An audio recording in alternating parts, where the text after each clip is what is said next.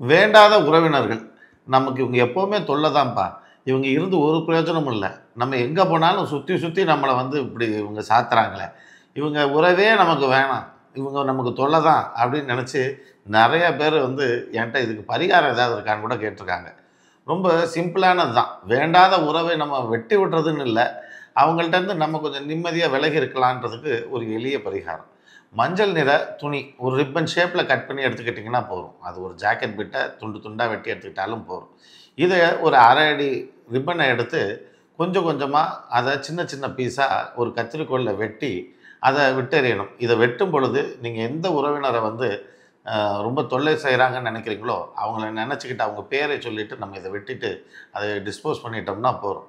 உங்களுக்கு அந்த உறவு கொஞ்சம் கொஞ்சமாக உங்களை விட்டு விலகிடும். உங்களுக்கு ஒரு நிம்மதியான மனநிலை கிடைக்கும். இந்த பரிகாரத்தை தினமும் ஒரு முறையாவது செஞ்சுக்கிட்டு வாங்க. இது உங்களுக்கு நிம்மதி கிடைக்கிற வரைக்கும் இதை நீங்கள் செஞ்சுட்டு வரலாம். ஒன்றும் தப்பு இல்லை. மகா ஜோதிஷ் ஏவிஆர் சதீஷ்குமார் நடத்தும் உயர்நிலை நேரடி ஜோதிட வகுப்பு ஆகஸ்ட் 30ஆம் தேதி முதல் ஆரம்பம்.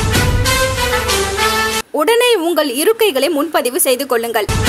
தொடர்புக்கு 9789073669.